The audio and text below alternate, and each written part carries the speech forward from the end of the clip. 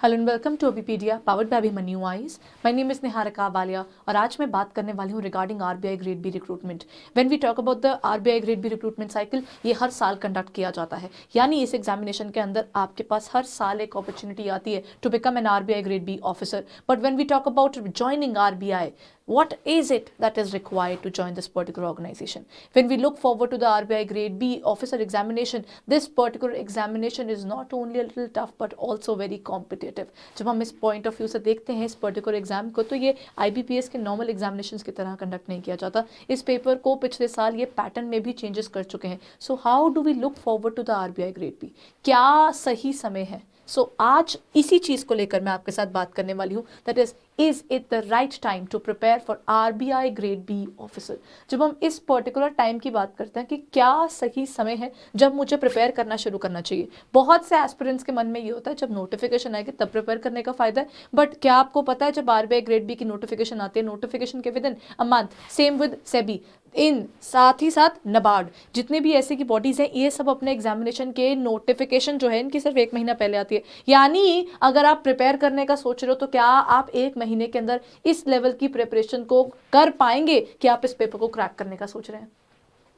या फिर अगर हम जो पिछले जो all those people who had been part of the RBI grade B now has joined as a RBI grade B officer, जब आप उनसे बात करते हैं तो वो लोग कहते हैं कि रफली 6 मंथ्स के आसपास का, many aspirants that have seen, वो कहते हैं कि हमने रफली 6 मंथ्स टोटली डेडिकेट किए थे बिफोर द टाइम पीरियड जब इसकी नोटिफिकेशन वगैरह आती है, ताकि हमारी प्रिपरेशन को हम उतना टाइम दे दें if I want to become an RBI grade B officer. यानी क्या सही टाइम है, क्या किस टाइम पर शुरू करें, क्या टाइम पीरियड होना चाहिए, क्या मैं नोटिफिकेशन की वेट करूं तब मैं पढ़ना शुरू करूं या मैं पहले शुरू करूं? क्योंकि आरबीआई ग्रेड भी हर बार आता है, तो यानी आपको हर साल पता है कि उस पेपर ने निकलना ही निकलना है। जब उस पेपर ने निकलना ही है तो उस पेपर की प्रिपरेशन क्या मुझे नोटिफिकेशन के आने पर प्रिपेयर करनी चाहिए या उससे पहले? So that is what we need to deal with today, that is what is the right time. So let's move forward towards that area. इसके अंदर आपके पास 3 लेवल के एग्जाम होते हैं, यानी फेज 1, फेज 2 और interview.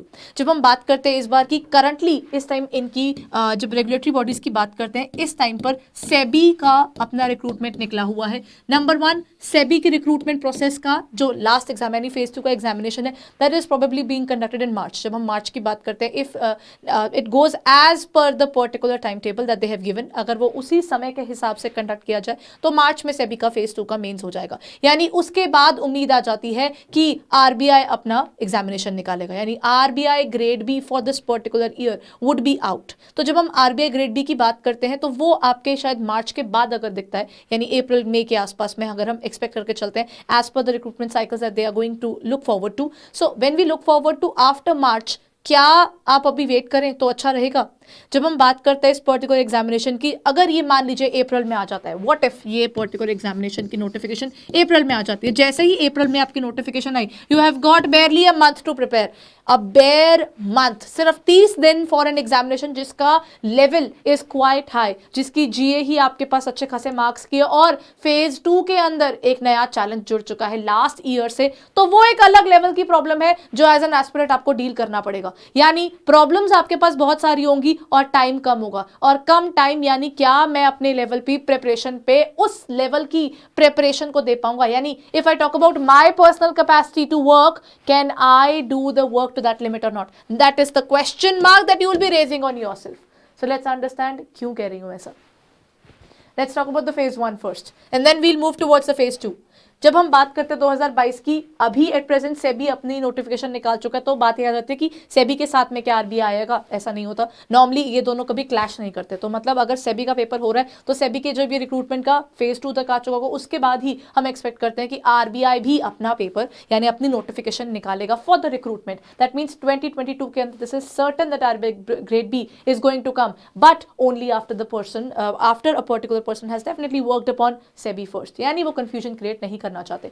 But the point is, क्या हम वेट करें कि जब आएगा अप्रैल मई में तब हम पढ़ना शुरू कर लेंगे? जब नोटिफिकेशन निकलता है तभी फायदा है, but the point is notification तो आनी है। Then why are we waiting till the time उसकी नोटिफिकेशन आती है? क्या वो 1 महीना काफी होगा मेरी प्रिपरेशन के लिए? और मैं ऐसा क्यों कह रही हूँ, क्या वो 1 महीना काफी नहीं होगा? ऐसा मुझे क्यों लगता है? So let's talk about that as well. Let's meet the reality. Phase 1 के अंदर आपके पास लिमिटेड पीरियड रहने वाला है, यानी नोटिफिकेशन के निकलते ही 1-1.5 महीना, मैक्सिमम 1 महीना का टाइम होता है कि आपकी जैसी उसकी रिक्रूटमेंट प्रोसेस कंप्लीट होगी, आपकी एप्लीकेशन क्लोजर होने के विद इन अ मंथ वो आपका एग्जामिनेशन कंप्लीट कर देंगे। यानी जैसे अगर वो जैन में पिछली बार आया था तो आपका उसका जो एग्जामिनेशन था वो काफ़ी जल्दी कंडक्ट करवा लेगा। इस बार अप्रैल में आएगा तो अगर अप्रैल में आया तो मई के अंदर आपका एग्जाम होगा। क्या वो 30 days, this limited time period is enough to crack an exam like RBI grade B? पिछली बार के एग्जामिनेशन का जो लेवल था वो काफी डिफिकल्ट था, that is what I have stated already. यानी पिछली बार का एग्जामिनेशन एक आई ओपनर है हर एस्पिरेंट के लिए, जो कहते हैं आईबीपीएस के भी तो प्रिपेयर कर ही रहे थे, तो इसकी जो रीजनिंग है, इसकी इंग्लिश है, इसकी जो मैथ्स है होती है यानी क्वांट आ जाती है, उसमें हमें क्या दिक्कत आएगी, इसकी जीए तो हम कर ही लेंगे। इस तरह की सोच रखना क्या आरबीआई ग्रेड बी की प्रिपरेशन करते वक्त सही रहेगा कि ये सोचे कि चलो एक महीना है बहुत होगा? Is it really true? Let's talk about that further. So जब हम इसकी बात करते हैं, इसका ग्रेड बी ऑफिसर का जब हम बात करते हैं, इसका क्या क्या चीजें हैं जो आपको करनी होगी फेज 1 के अंदर। नंबर 1, इसमें इंग्लिश आएगी आपके पास, जिसके आपके पास 30 क्वेश्चंस होंगे, मैक्सिमम मार्क्स आपके पास 30 होंगे और इसके लिए आपको मिलेंगे 25 मिनट्स, लिमिटेड टाइम पीरियड। और पिछली बार का जो पेपर था उसके अंदर इंग्लिश के अंदर भी there were a different kind of questions, that means those different set of questions give it a clue की देखिए इंग्लिश को हल्के में मत लीजिए, कि ऐसा ना हो कि आपको लगता है I am good in English तो मैं इंग्लिश में तो स्कोर कर ही लूंगा। इनका English का portion had questions which were difficult, including moderate as well as easy. Then comes the numerical ability. Do not think about it कि ये बहुत easy portion आएगा in terms of the numerical as well as in terms of the reasoning, और इनका सबसे challenging area यानी इस paper में आपके पास एक नई चीज जो जुड़ जाती है वो है इनका GA। कैन यू सी इनकी जीए के अंदर 80 मार्क्स का 80 क्वेश्चंस जो है वो आपके पास किससे जुड़ जाते हैं? Okay, now this has to be taken in a different way. आपके पास क्वेश्चन में क्या आ जाता है, you have got around GA के लिए आपके पास 80 क्वेश्चंस होंगे, 80 क्वेश्चन सिर्फ और सिर्फ आपकी जीए को दिए जा रहे हैं। क्या आप जीए को उतने टाइम पीरियड में कंप्लीट कर पाएंगे या नहीं कर पाएंगे? And at the same time आपके पास इनके क्वेश्चंस जो आ जाते हैं आपकी इंग्लिश के, रीजनिंग के, न्यूमेरिकल एबिलिटी के, these are another level of difficulty that you are going to face in terms of the examination. इस पेपर के पॉइंट ऑफ व्यू से इवन इनका जो रीजनिंग है that is also a difficult level to deal with, जहां पर आपको reasoning ability के लिए अराउंड 45 मिनट्स मिलते हैं और जीए के लिए आपको 25 मिनट्स मिलते हैं, बट 80 मार्क्स आपके सिर्फ जीए के हैं। तो क्या मैं जीए के ऊपर डिटेल में वर्क नहीं करूंगी? क्या वो एक महीना सफिशिएंट होगा to work towards this GA and to raise my level in terms of reasoning as well as numerical ability? So that is not true. काफी स्टूडेंट्स के लिए जब हम बात करते हैं, जब हम जीए की बात करते हैं, you have to prepare at least 6 months for this particular examination, 6 to 8 months का, एटलीस्ट 6 मंथ्स आप कवर करके चलेंगे। तो अगर आप 3 to 6 मंथ्स के आसपास कवरेज रखेंगे तो क्या आप अप्रैल मई के आने तक जो बजट वाला पोर्शन है प्लस जनवरी में जो भी हो रहा था क्रिप्टो करेंसीज के रिगार्डिंग फाइनेंशियल एरिया के अंदर जो भी चेंजेस अभी आई जा रहे हैं, क्या आप अपडेट कर पाएंगे अपने आप को उस एक मंथ के अंदर? So all those aspirants who are seriously preparing for RBI grade B, then you need to open up your eyes and see कि जिस तरह का इनका पेपर आता है, you should not wait any more.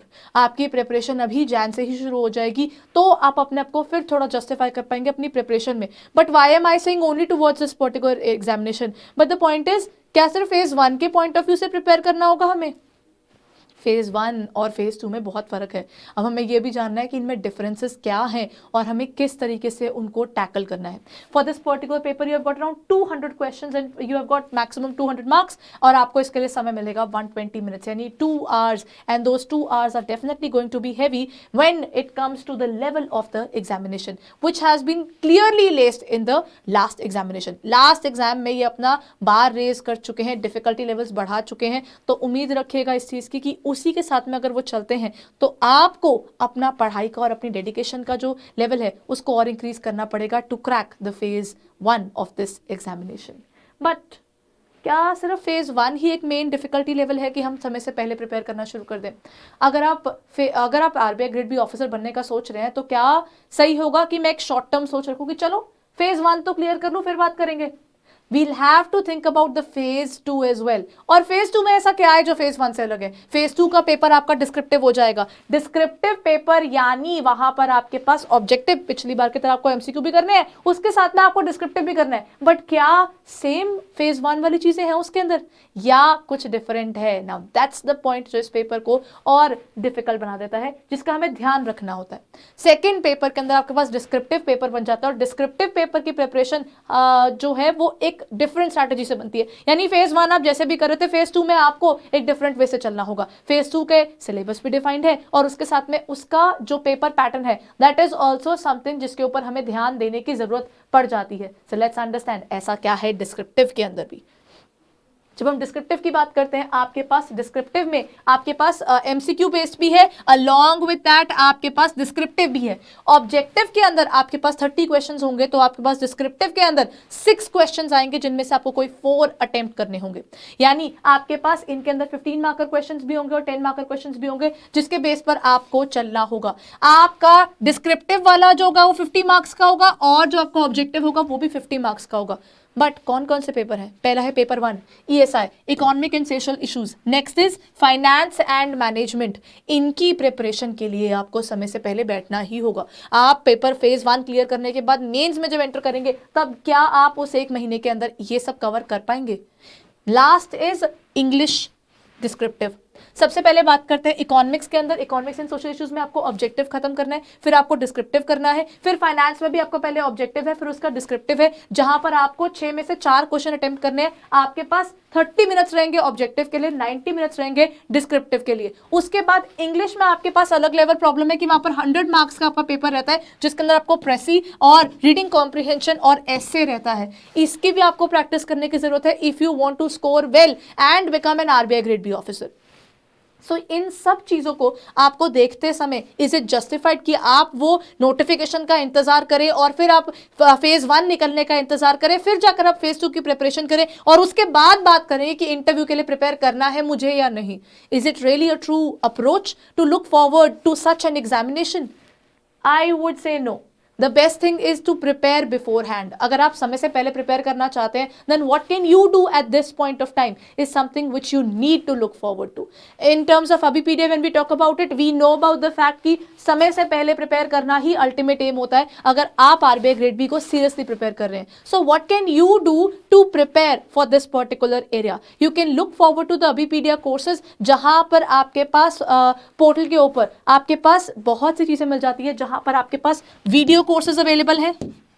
Number 1, जहां पर आप अपनी प्रिपरेशन को स्ट्रेंथन अप कर सकते हो। Other than video courses you will find areas to cover in terms of the areas जहां पर आपके पास टेस्ट सीरीज भी अवेलेबल है। इनफैक्ट काफी चीजें आपके पास अभी के लिए फ्री रिसोर्सेज भी अवेलेबल है। गो हेड एंड रिव्यू इट। अपनी बिगिन तो कीजिए अपनी प्रिपरेशन को, स्ट्रैटेजी तो बनाइए और उसके बाद देखिए अगर आपको लगता है कि if you need to look forward to our resources और our test series, it doesn't matter from where you start. The main entire portion of working is कि आप समय से पहले अपनी प्रिपरेशन शुरू कर दे, because RBI grade B officer के लिए प्रिपेयर करते वक्त आपके पास टाइम नहीं होगा। सो टाइम नहीं होगा, उस समय पर क्वालिटी नहीं निकलेगी, तो एक और अपॉर्चुनिटी क्यों छोड़नी, एक और साल अपना क्यों गंवाना? चाहे अगर आप पहली बार दे रहे हैं तो पहली बार में अटेम्प्ट क्लियर करने का क्यों अप्रोच ना रखें हम? वाई? That's the point. और अगर वो चीज़ करनी है तो टाइम मैनेजमेंट सबसे पहला हो जाता है, बिकॉज इस पेपर के लिए काफ़ी सारी चीज़ें हमें प्रिपेयर करके चलनी है, and that too at a very high level, and we need to open our eyes to prepare that level of the examination. We need to be very much competitive. साथ ही साथ हमको अपनी स्ट्रैटेजीज प्रिपेयर करके चलनी है। If you look forward to us, then what you can do is kindly go and check out our portal. आपको portal पर वीडियो कोर्सेज, टेस्ट सीरीज, उसके अलावा आपको मिल जाएंगे फ्री रिसोर्सेज। रिव्यू कीजिए क्या क्या अपने पास एमसीक्यूज में पड़ा है, क्या क्या चीज़ें हैं जो हमें आरबीआई ग्रेड बी प्रिपेयर करते वक्त जिनका हमें ध्यान रखना है, चाहे वो उसका जीओ हो गया, चाहे वो उसके नॉर्मल कोर्सेज हो गए, चाहे उसकी वो टेस्ट सीरीज हो गई। What you can do is इस पर्टिकुलर वीडियो के नीचे डिस्क्रिप्शन में हमने अपने कोर्सेज की डिटेल्स दे दी हैं। Go ahead and check it out, see what you can do in terms of the examination of RBI grade B. But the most important thing is कि आप इस समय अगर आप ये वीडियो देख रहे हैं तो साथ में अपनी स्ट्रैटेजीज का सोचना शुरू कीजिए कि अगर आपको RBI ग्रेड बी प्रिपेयर करना ही है तो वाई टू डिले? क्यों ना आज से ही, अभी से ही थोड़ा ही साइज शुरू कर दीजिए, बट अपने लेवल पर मटेरियल निकाल लीजिए और बाकी डिटेल्स देख लीजिएगा। So this is what you can do. आप हमारे पोर्टल पर जाकर इसके रिगार्डिंग चेकआउट कर सकते हैं। Thank you.